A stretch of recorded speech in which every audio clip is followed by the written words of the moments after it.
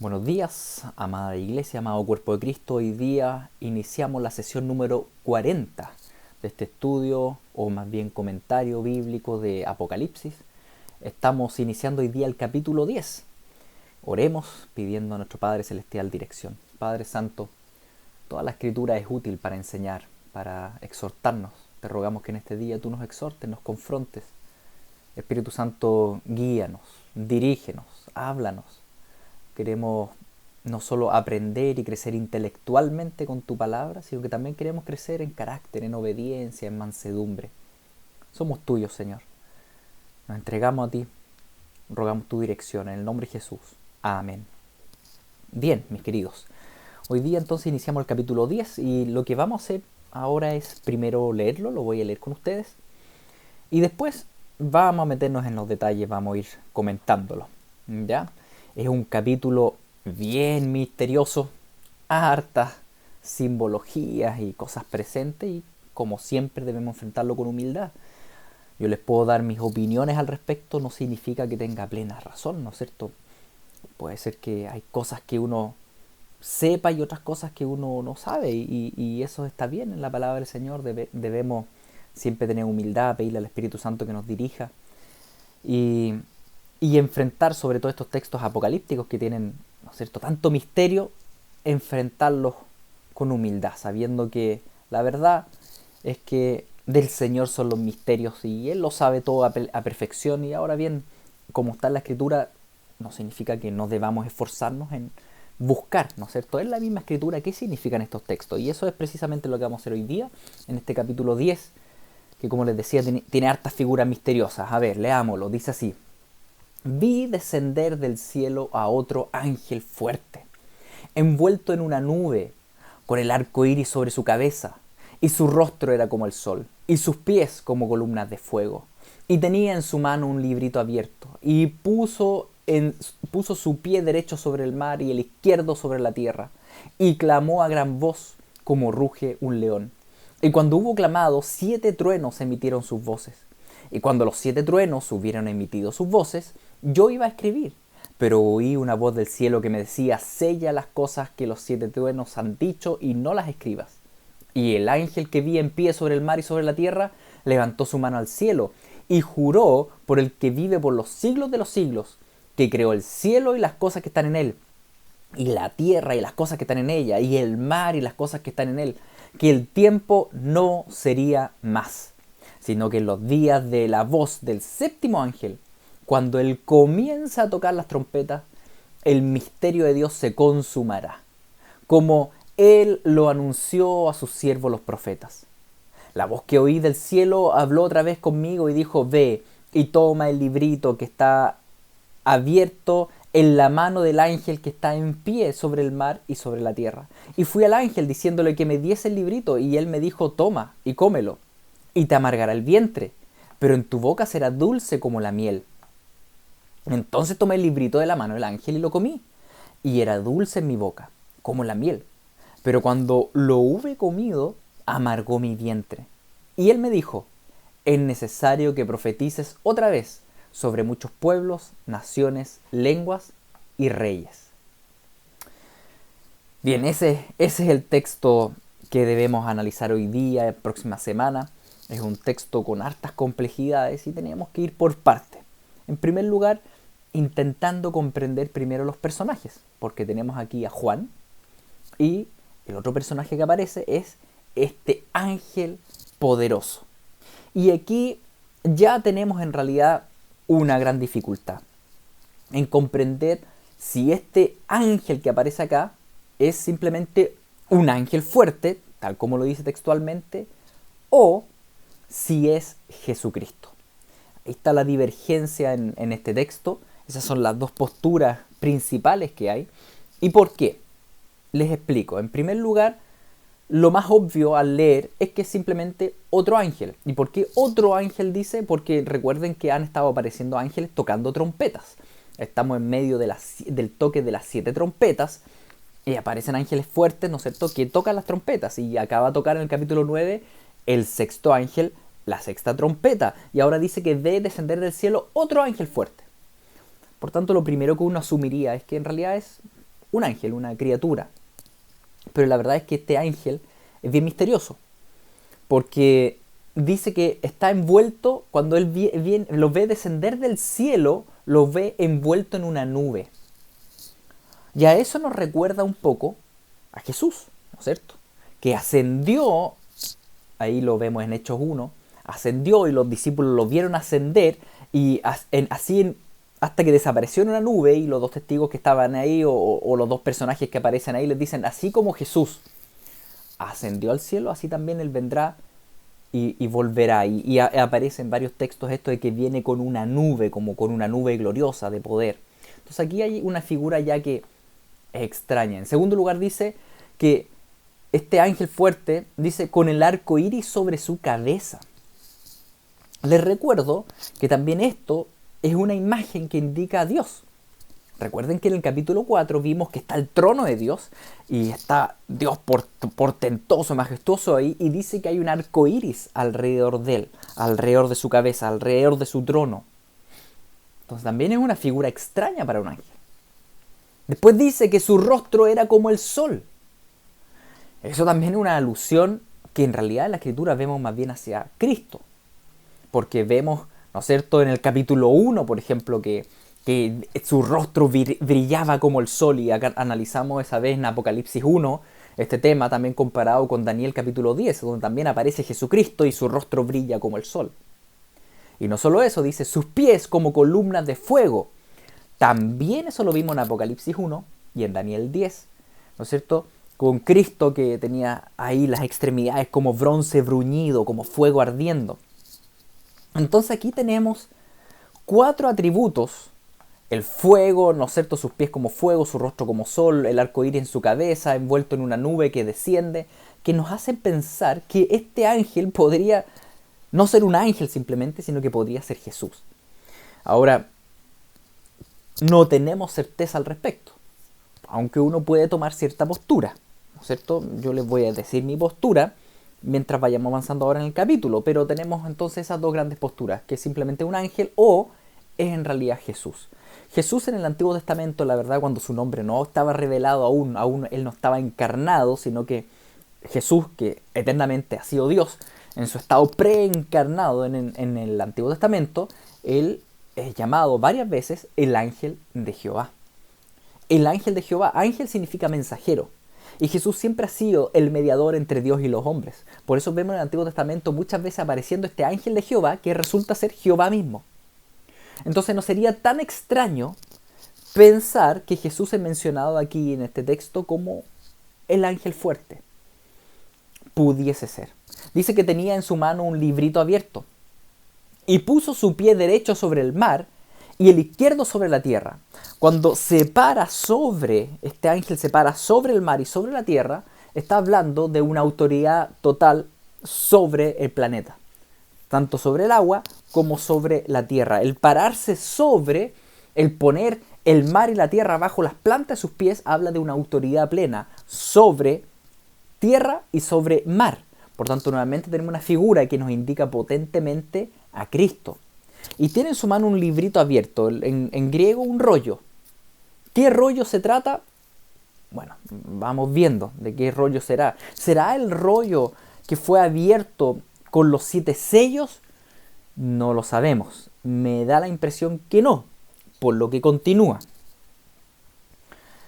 ¿Por qué? ¿Qué continúa? Juan se tiene que comer este rollo, entonces sería raro que se abra el rollo, no es esto, este gran rollo que está con los 7 sellos, se abre y después Juan se lo coma. No sé, pudiese ser, pero me da la impresión que es otro.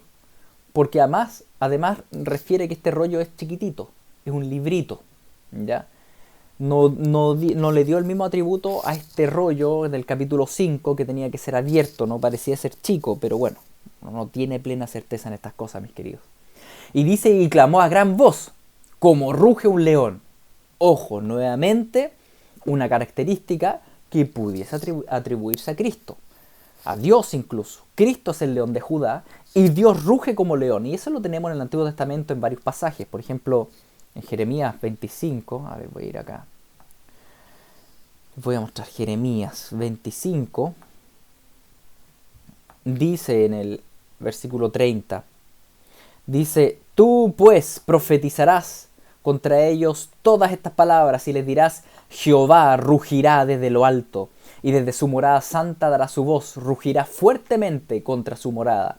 Canción de lagareros cantará contra todos los moradores de la tierra. Llegará el estruendo hasta el fin de la tierra, porque Jehová tiene juicio contra naciones. Él es el juez de toda carne, entregará a los impíos a espada, dice Jehová.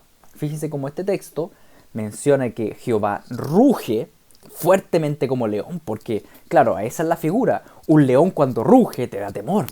Ruge fuerte, ¿no es cierto? Y uno dice, chuta, esto se viene difícil. Y sí, es el juez que está rugiendo, está emitiendo un juicio contra la humanidad. Entonces tenemos esa figura ahí, no solo acá en Jeremías 25, también está en Amós, un famoso versículo en el capítulo 3 que dice así: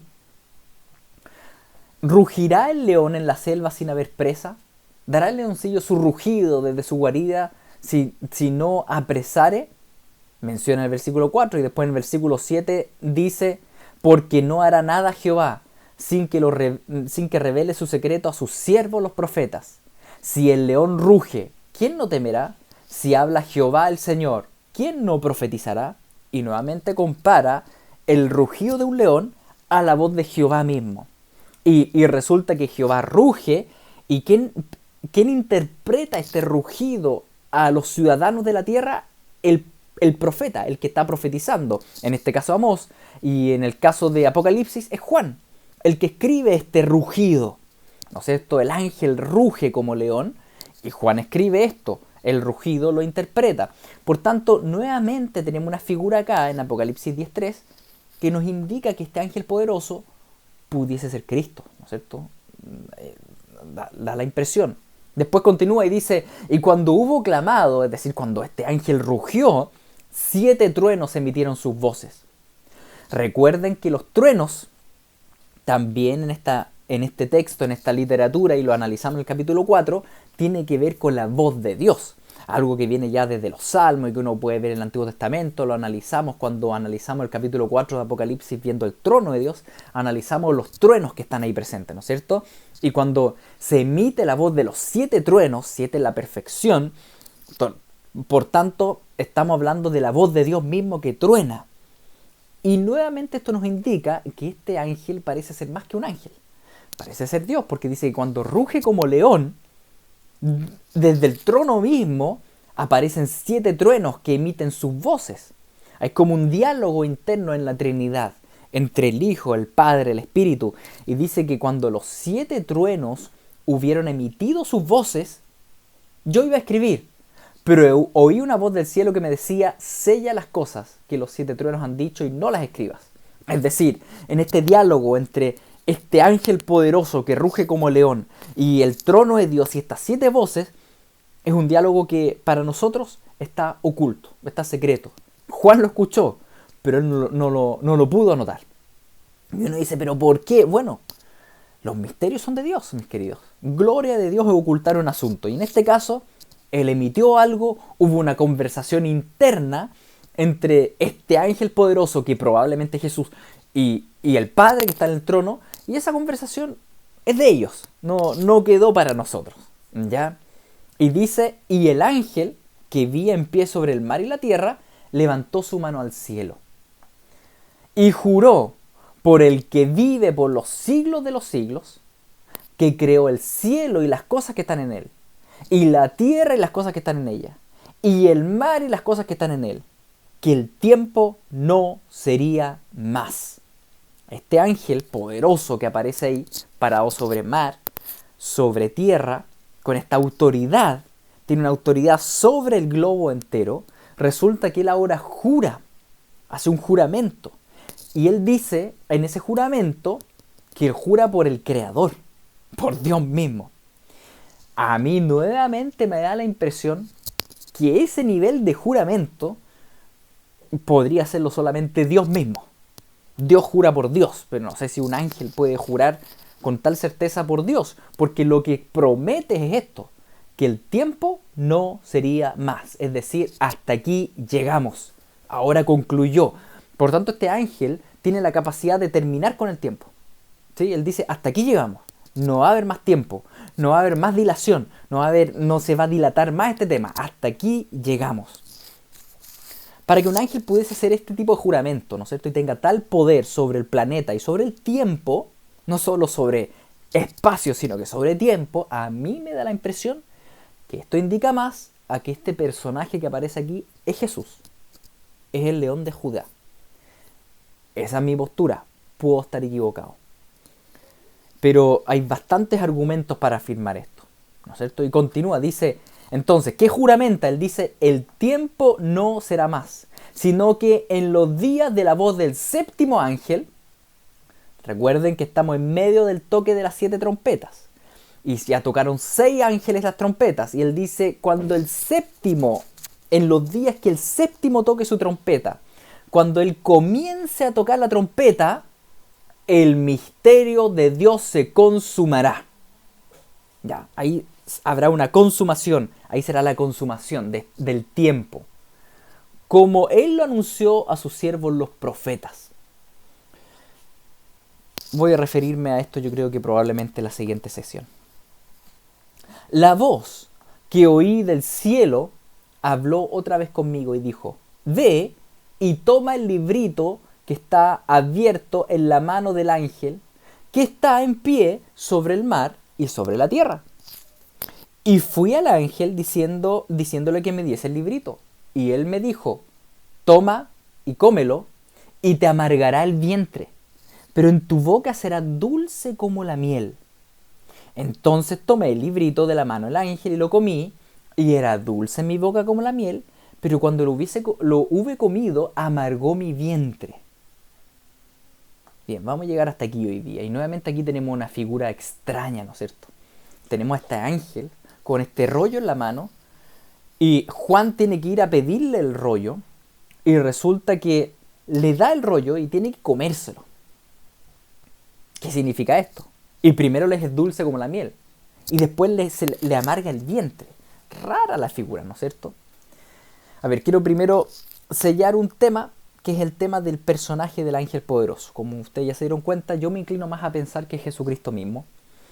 Y tal vez uno de los argumentos más fuertes es que a continuación él le empieza a hablar con Juan, le dice, es necesario que profetices otra vez sobre muchos pueblos, naciones y lenguas. Y en el capítulo 11 continúa hablando, me da la impresión que sigue hablando el ángel, y el versículo 3 dice, y daré a mis 2 testigos que profeticen por 1260 días. Y es como que se atribuye a él, el ángel se atribuye a sí mismo, que va a tener estos 2 testigos que van a estar ahí. Bueno, un tema que vamos a hablar en el capítulo 11 Apocalipsis. Pero todo este lenguaje me da la impresión de que se trata de Dios mismo, ¿no es cierto? No sé si un ángel se atribuiría la autoridad sobre el mundo entero, sobre el tiempo, sobre espacio, diciendo que estos 2 testigos son suyos.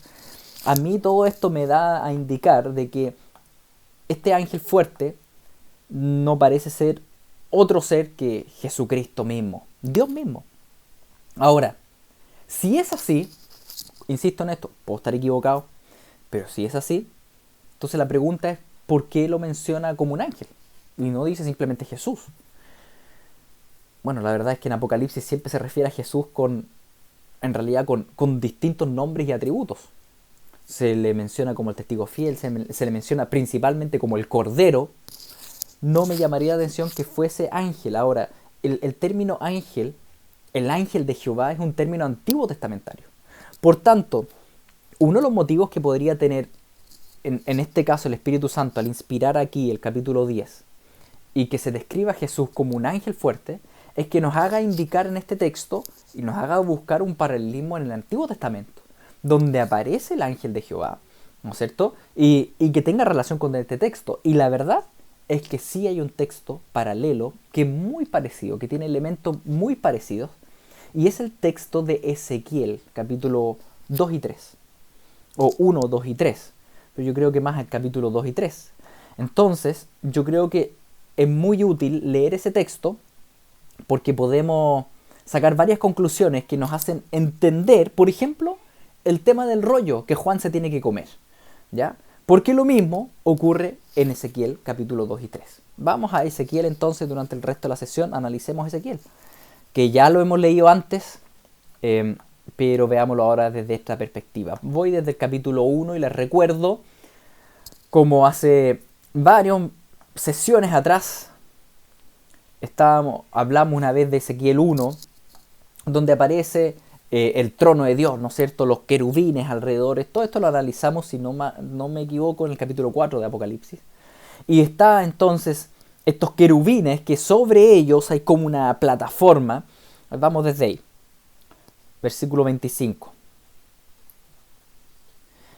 Y cuando se paraban estos 4 querubines y bajaban sus alas, se oía una voz de arriba de la expansión. Sobre ellos había como una plataforma, ¿no es cierto? Azul. Que había sobre sus cabezas. Es decir, están volando por aquí, por allá, ¿no es cierto? Avanzaban, dice. Pero cuando escuchaban la voz del que estaba sobre esa plataforma, donde está el trono, ellos paraban inmediatamente. Los querubines, por muy poderosos que sean, son mansos. Son obedientes a la voz del Todopoderoso. Y sobre la expansión, ¿qué había ahí? Había sobre sus cabezas, se veía la figura de un trono que parecía de piedra de zafiro, y sobre la figura del trono había una semejanza que parecía hombre sentado sobre él. Es decir, sobre los querubines, sobre esta plataforma, había un trono, una semejanza de hombre, dice. Y vi apariencia como de bronce refulgente, como apariencia de fuego dentro de ellas de alrededor. Desde el aspecto de sus lomos para arriba y desde sus lomos para abajo vi que parecía como fuego y que tenía resplandor alrededor. Fíjense aquí las figuras. El ángel fuerte tenía extremidades de fuego. Aquí también esta semejanza de hombre también tiene como fuego. Y dice, como parece el arco iris que está en las nubes el día que llueve, así era el parecer del resplandor alrededor.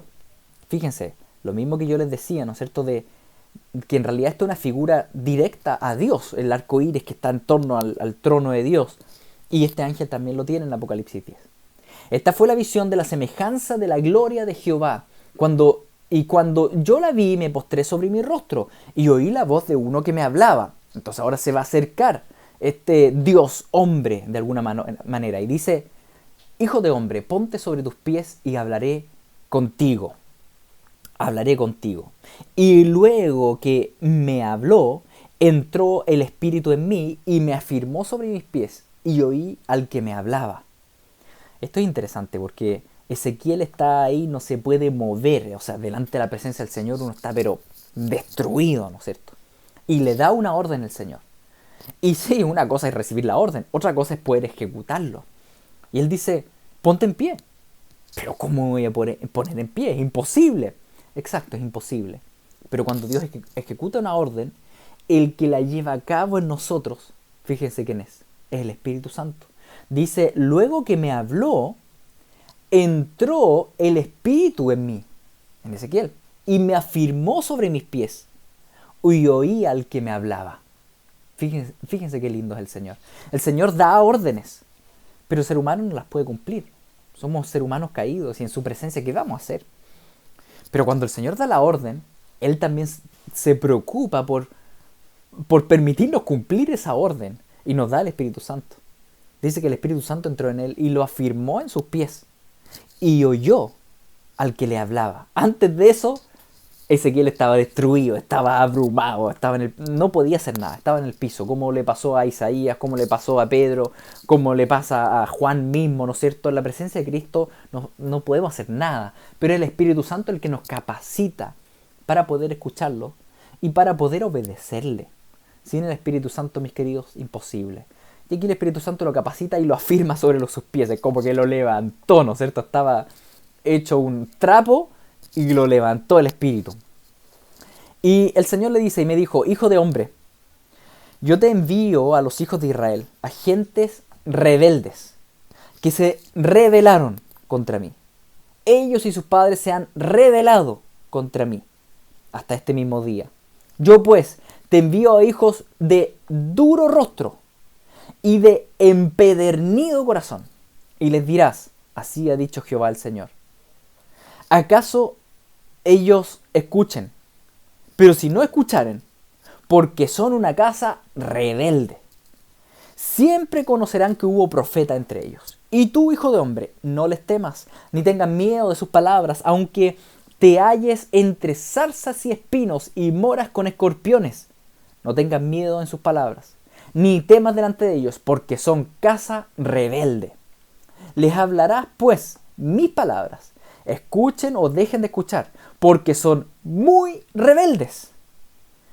Bueno, yo creo que a esta altura, mis queridos, se habrán dado cuenta de que era un pueblo muy rebelde, ¿no es cierto? Y el Señor, al comisionar a Ezequiel, continuamente le repite esto.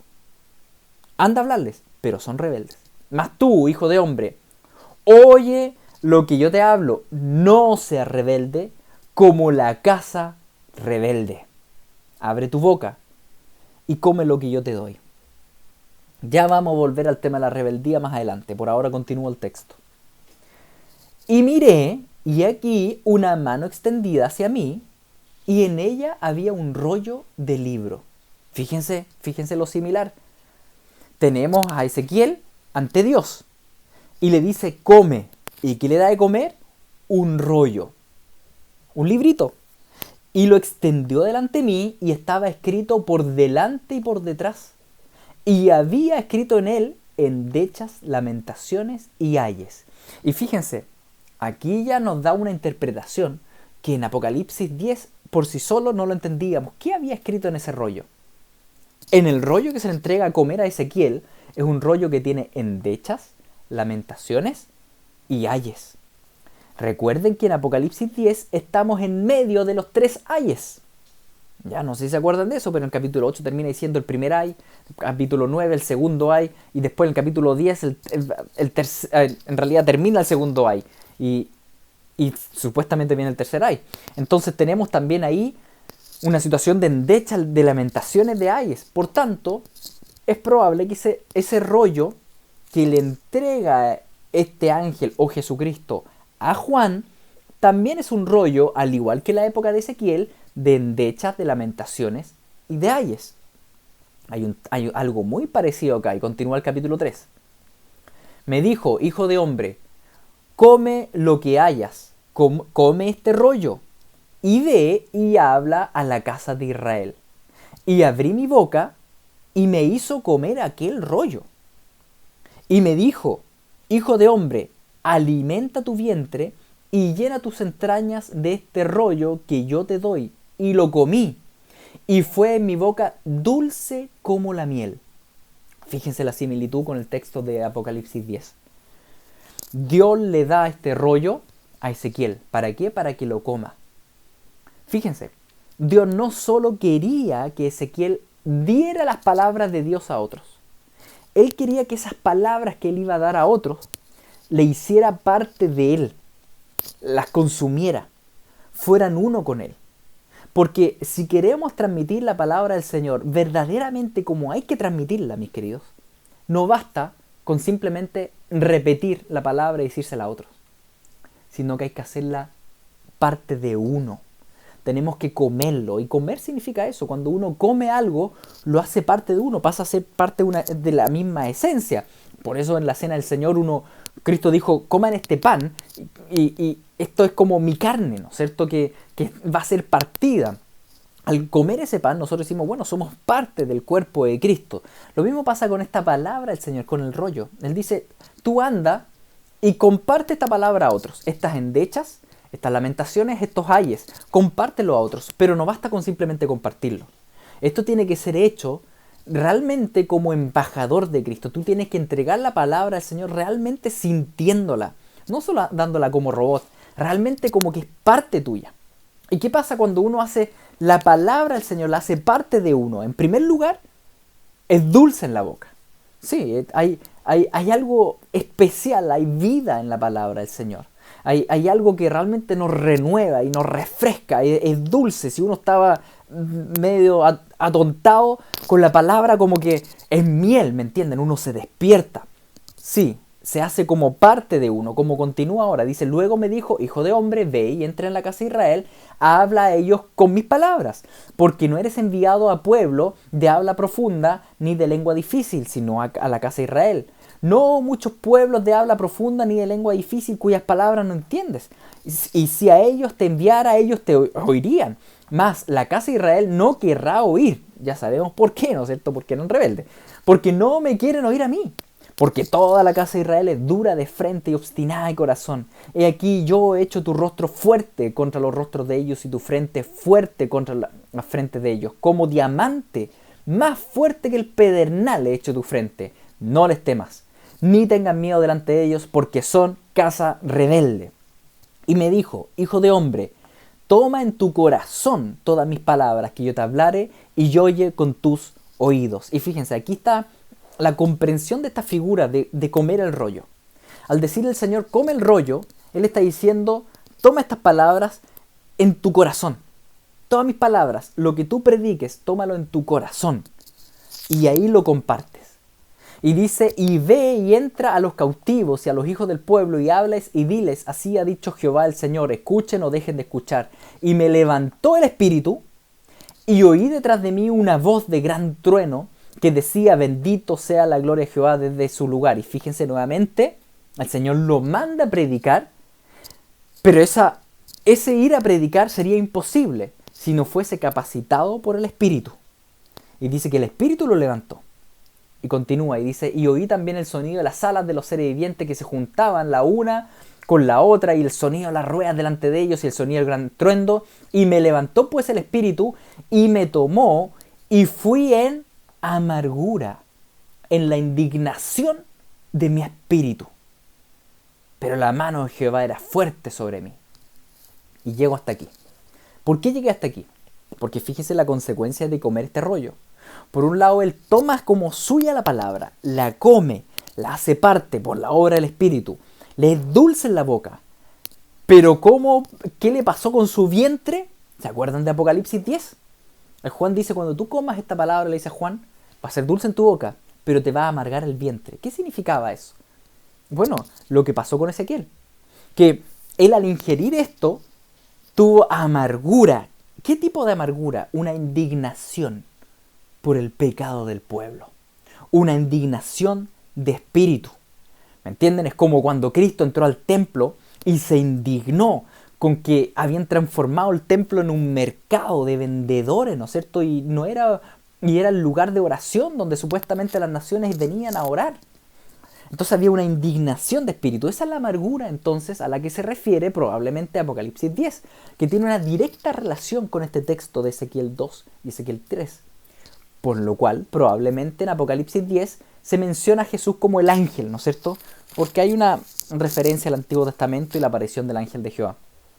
Ahora, todo este aprendizaje llevémoslo un poco a la práctica, mis queridos, con lo que nosotros vivimos. Hay muchas cosas que podemos sacar de estos textos que leímos hoy día. Primero, el Señor nos manda a hacer cosas, pero no solo nos manda a hacer cosas. El Señor te capacita con el poder del Espíritu. Si no opera el Espíritu Santo en nosotros, imposible hacer algo. Necesitamos del Espíritu Santo para obedecer, necesitamos del Espíritu Santo para predicar. Debemos buscar siempre la llenura del Espíritu en todo tiempo.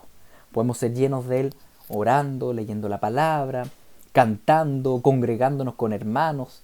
Debemos buscar la llenura de Él, la capacitación de Él para todo esto. Y el Señor nos capacita, todo lo que el Señor nos comisione, también Él nos va a capacitar.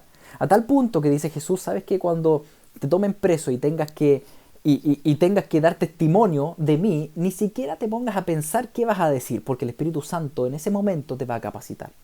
El Espíritu Santo está en ti, está en mí. Por tanto, no debemos temer las adversidades que vengan, sino que simplemente estar apegados a Él, porque Él nos va a capacitar en el momento, así como capacitó a Ezequiel. En segundo lugar, para predicar el Evangelio, mis queridos, para hacer luz y sal, para hablar a otros el Evangelio, no basta con que lo sepas en tu mente. No basta con que hayas nacido en una familia cristiana, que te sepas todo esto de memoria. No, tiene que ser parte de tu vida. Tienes que comerlo. Tienes que experimentar la dulzura de masticar el Evangelio y la amargura, la indignación por el pecado de la humanidad. Si no, no vamos a poder compartir la palabra del Evangelio. Porque el Evangelio implica esto. El evangelizar, el ser embajadores de Cristo, no basta con que simplemente digamos las cosas como robots, debemos vivirlo nosotros. Debemos vivirlo, es la única forma donde realmente nosotros compartimos un mensaje que es significativo y que realmente nos salen lágrimas al compartirlo y vemos y nos da pena que estén pecando. Y llamar a un arrepentimiento no es simplemente hacer un llamado, arrepiéntanse porque se van todos al infierno, no es así. Uno siente la pena. Es realmente un clamor, es decirle al familiar, es decirle al vecino, por favor arrepiente de tus pecados porque estás camino a la perdición eterna. Por favor.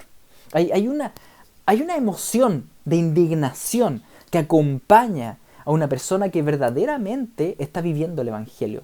Mis queridos, debemos plantearnos cómo hemos evangelizado hasta ahora. Yo sé que, como les decía, el Espíritu Santo nos guía, pero debemos pedirle esto: Señor, no quiero solamente evangelizar como robot, decir cosas de memoria y palabrería vana. No, Señor, yo realmente quiero sentirlo, quiero sentir el dulce en mi boca al comer tu palabra y hacer la mía. Y también, Señor, quiero sentir la indignación que tú tienes por el pecado. Entonces, cuando el Señor comisiona a alguien a predicar, a hablar, no es solamente un acto intelectual, sino que también está acompañado de emociones, de indignación. No sé si me explico. No es lo mismo escuchar una prédica de alguien que te habla una verdad, pero como robot, y te la habla nomás, o alguien que te la expresa sintiéndola verdaderamente. Eso mismo nos pide el Señor a nosotros como profetas de Él, como voces de Él, ¿no es cierto? Donde nosotros somos voceros de Dios. Y este vocerear a Dios no solo es decir lo correcto, sino que también con el sentir correcto, con la pena de Dios, con el amor de Dios, o con la indignación de Dios, con la misericordia de Dios. ¿Me explico, no es cierto? No, el predicar el Evangelio no es solamente decir verdades, que es crucial, sino que esas verdades, explicarlas también con la emoción, con el amor del Evangelio, con la indignación del Evangelio, realmente con las palabras en nuestro vientre, ya como sucedió con Ezequiel y después con Juan. Entonces, gracias a este texto de Ezequiel podemos darnos cuenta y entendemos un poco qué le aconteció a Juan. Y una última cosa quiero añadir a la reflexión. Mis queridos, la casa de Israel era muy rebelde. Qué triste que el Señor tenga que decir tantas veces lo rebelde que eran. Dice, a ver, ¿cuántas veces aparece acá? 1 vez rebeldes, 2 veces rebeldes, 3 veces rebeldes. Más abajo, rebelde 4. Rebelde 5 veces rebelde. Continúa, versículo 8. No seas rebelde. Y después continúa en capítulo 3. Mis queridos, el Señor lo que le pide a Ezequiel es que él, como vocero de Dios, no sea rebelde como Israel es rebelde. La pregunta va a ti y a mí. ¿Qué tan rebeldes somos a la voz del Señor? Porque como voceros de Dios y como embajadores de Dios, nosotros debemos, en primer lugar, llevar esa rebeldía a los pies de Cristo y decirle: Señor, haz de mí realmente un siervo manso. Porque ¿cómo le voy a predicar a un pueblo rebelde si yo mismo soy rebelde? Señor, yo quiero ser obediente a ti. Lo contrario de la rebeldía es la obediencia, es la confianza, es la mansedumbre. Es que si el Señor te dice algo, llévalo a cabo. La rebeldía está profundamente penetrada de alguna forma en nuestra carne caída. Desde Génesis 3, ¿no es cierto? Donde el ser humano fue rebelde a Dios. ¿Y qué significa esta rebeldía? Que cuando Dios dice A, nosotros hacemos B. El Señor dice: anda y predica. No, Señor, ahora no, mañana. Anda y llama por teléfono. Pucha, Señor, es que ahora estoy ocupado. Intercede ahora por la persona. Es que, Señor, justo ahora tengo harto trabajo. Esa es la rebeldía. Esa es la rebeldía. Es una obediencia diferida. O incluso una desobediencia. Es nunca decirle al Señor: ya, al tiro. El Señor nos inquieta, dice: ¿por qué no le vas a predicar a esa señora que está ahí en la calle? Y lo primero que decimos: Señor, pero no creo que seas tú. ¿Y de quién va a ser, mis queridos? ¿Tú crees que tu carne te diría algo así? anda a predicar a la calle a esa señora. No, eso proviene del Señor. Pero somos rebeldes. Y esa rebeldía, mis queridos, debemos arrepentirnos, decirle, Señor, quítame toda rebeldía. Más aún, y tal vez esto es más complejo, la rebeldía se nos manifiesta hacia las figuras de autoridad que tenemos en la tierra.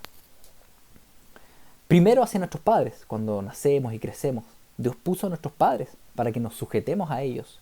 La gran pega, el gran trabajo de los niños es sujetarse a sus padres. Eso es el único mandamiento que se les pide. Sujétense. Pero solemos ser desde chiquititos rebeldes a nuestros papás. Nos dicen A, hacemos B. Mientras vamos creciendo, el Señor pone otras autoridades. Pone las autoridades gubernamentales, el gobierno.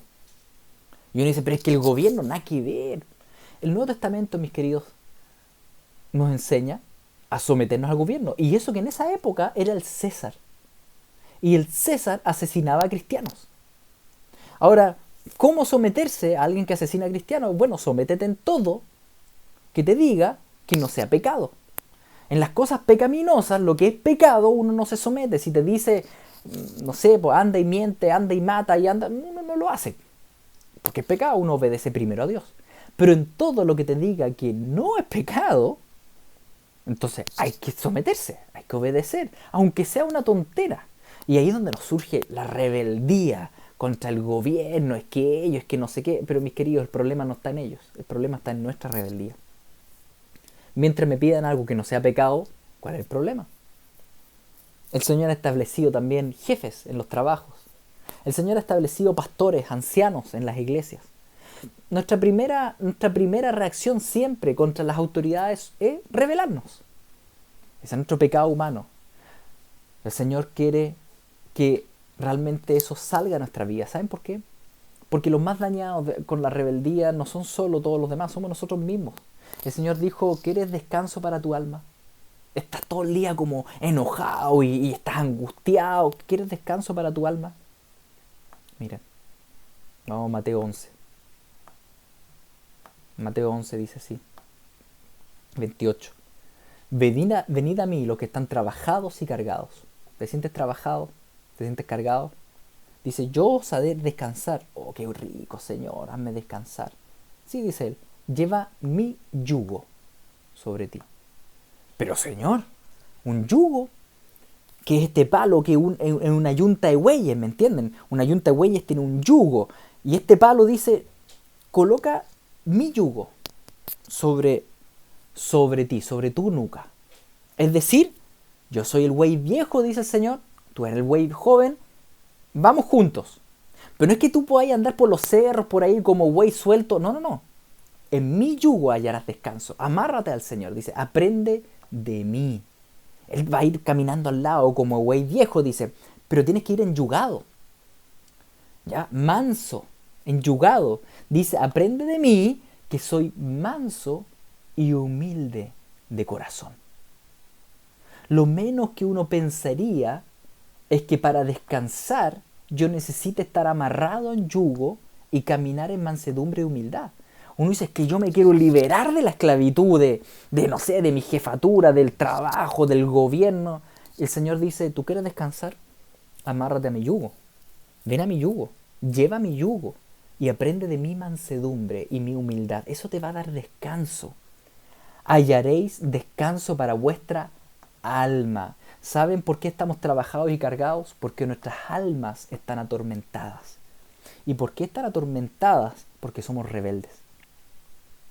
Porque si fuéramos mansitos, si no fuéramos chúcaros, si nos dejáramos guiar por el Señor, y cada vez que Él nos diga algo, digamos, ok, llama por teléfono, ok, deja de comer tanto, ya Señor, predica a tal persona, ya, voy a ir. Esa mansedumbre daría puro gozo a nuestra alma. Estaríamos contentos obedeciendo al Señor, por aquí, por allá, haciendo esto, lo otro. Búscame todos los días, ok Señor, voy a buscarte. Levántate tempranito a orar. Ya, Señor, lo voy a hacer. Esa obediencia, esa mansedumbre va a traer descanso a tu alma. En cambio, la continua rebeldía va a traer aflicción a tu alma. Él dice, por tanto, mi yugo es fácil y ligera mi carga. La opción para estar ligeros, para estar descansados, no es estar libre de yugo caminando por ahí por los cerros. No, dice, eso te va a destruir. ¿Tú quieres caminar ligero? Entonces amárrate a mí. Sé manso y humilde. Aprende de mí. Mis queridos, una vida obediente. El llamado hoy día, creo yo, mis queridos, es a no ser rebeldes. A no ser rebeldes. Si quieres ser un embajador de Cristo, si quieres estar descansado, realmente descansada, entonces tomemos el yugo de Cristo, aprendamos de su mansedumbre, de su humildad. No solo dedícate a decirle que no a la carne, más bien dedícate a decirle que sí al Espíritu. Cada vez que el Señor te diga cosas, que te esté hablando, te direccione, te recuerde un versículo, obedécele, obedécele, sé manso, sé mansa. No te rebeles a las autoridades terrenales que el Señor te ha puesto. Solamente cuando te pidan pecar, ahí no. Pero el resto hay que obedecer, hay que sujetarse, porque eso dará mucho descanso a tu alma. Oremos para que el Señor nos ayude a poder vivir esto. Padre Santo, tú eres un Señor muy bueno. Perdona nuestras rebeldías. Tantas veces hemos sido como la casa de Israel, como pedernales duros. Y tú nos dices una cosa, otra cosa, y nos rebelamos y decimos que no, te pedimos perdón. Queremos ser mansos y humildes de corazón.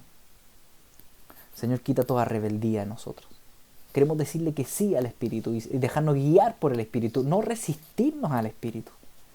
Perdónanos, Señor, límpianos. Forja en nosotros la imagen de Cristo, que es manso y humilde de corazón. Amén.